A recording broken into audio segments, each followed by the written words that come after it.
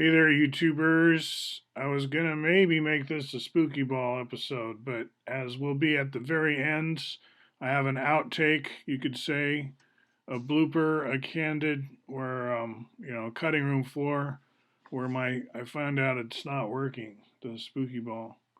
Assume it's the problem with it and not the.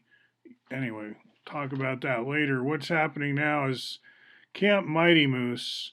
You may have um, seen this already. It's an evolving work in progress, and this is the GitHub version, but I'm backing it up, or I'm developing it actually. And by backing it up, I mean standing behind it, puppeting it, creating it, authoring um, through Jupyter Lab or Jupyter Notebook, either one. And it's a 5 day hike we call or a 5 day camp with multiple hikes. Now that's all metaphorical because we're pretty much pent up in our respective domains and doing this stuff together online as are everybody. Zoom is buckling under pressure. Maybe not. I mean, I thought it held up great today with the Quakers. Quakers are doing their Quaker meeting. Of course, they're silent more than half the time, so it's not as much of an audio burden, but we had our cameras, most of us had our cameras on. It's kind of like being in meeting. It's not that different, okay? So, I mean, I wouldn't want to go my whole life like that, but it's not the end of the world.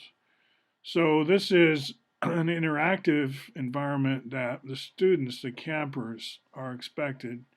It's hoped that they will see their way clear to pulling this down through Git to their local drive, their local storage, whatever they have for storage.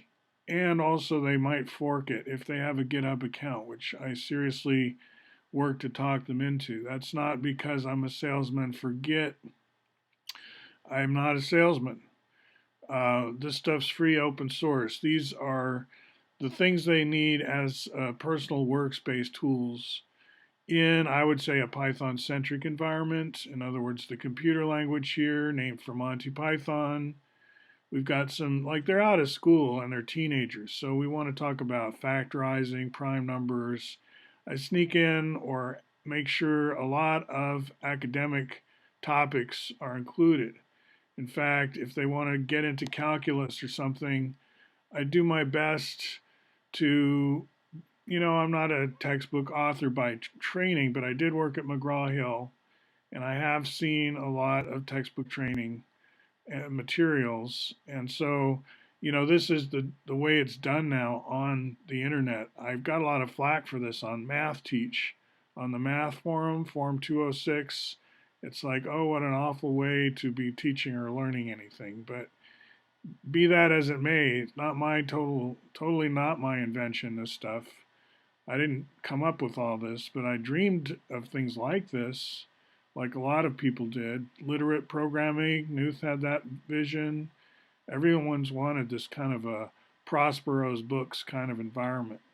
And so if you're ready to move beyond your calculators, for example, right, we get more into statistics in this one.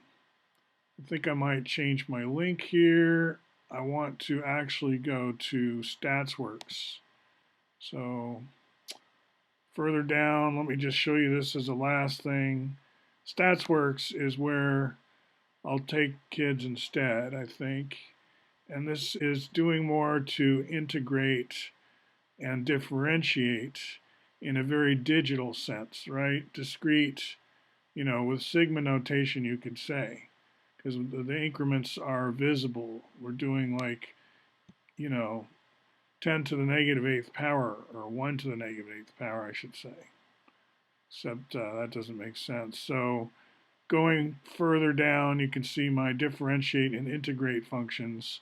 Now I think let me refresh this because I think I've switched the order. I don't think the triangles are front and center as much. I think I put that in an appendix. And if not, I'll change it locally. Oh, it's still like this. So let me show you the process. In case you're not familiar, this is like Daniel Schiffman does a good job teaching Git. Really enjoy his videos. Recommend them I recommend his stuff, Jake Vanderplas.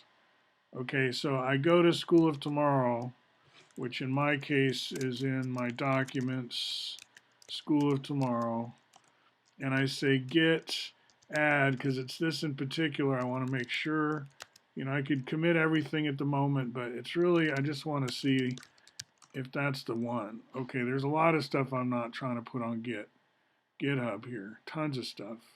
I could take those and put them all in git ignore, I suppose, right? Because I am ignoring them. But wait, where's StatsWorks? It's ready to go, okay? So I'm going to send that up. Git push. That's all I have to say. The rest of it is, no, git commit first. Git commit, message, demo for YouTube, and now git push, and then we'll go back to the cloud. Like now, this is my local computer, and so now when we go back to the other computer, my most recent changes to this web page should now have been, now this is not through GitHub Pages. This is not GitHub IO. I'm on my master branch. I'm not on the Git Pages branch. And the reason it looks like it's rendered web pages is not because it's HTML, but because it's JSON being filtered through, yeah, I added this animated GIF. I'm going to be like encouraging my campers to help me search through the Giphy database and looking for relevant animated GIFs. And they could be humorous and they don't have to be on this main page. I'm going to be adding this out. And as the campers go through the camp, they get pull updates even after they're done with the camp. And I suggest just keep one off to the side for continued updates and don't try to like do rebase or anything because this is not one that you can push to anyway. So why not create your own by forking at some point and then play it in your sandbox against your own copy of this in your own GitHub account, right?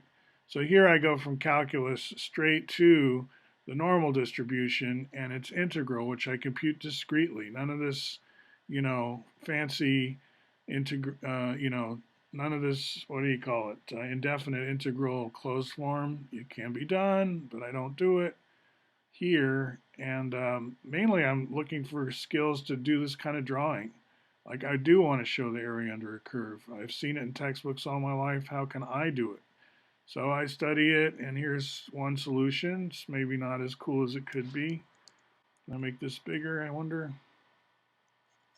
Trying to use magnification on a Jupyter notebook on GitHub, and it seemed to work just fine. All right. Okay.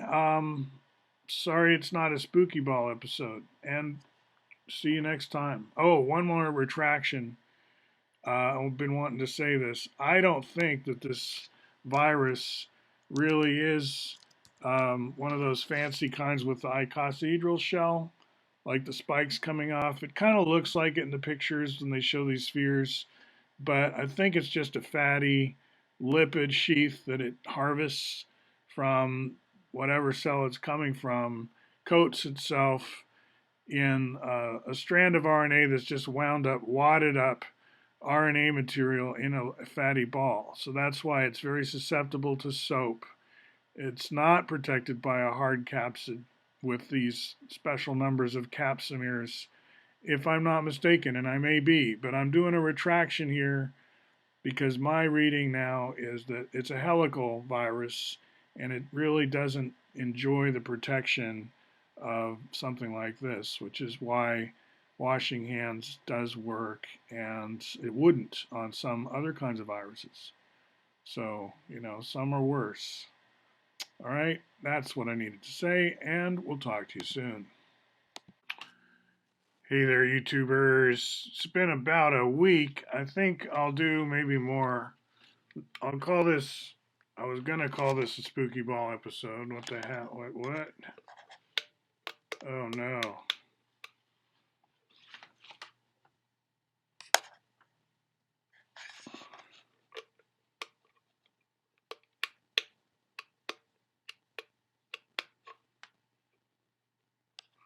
Well,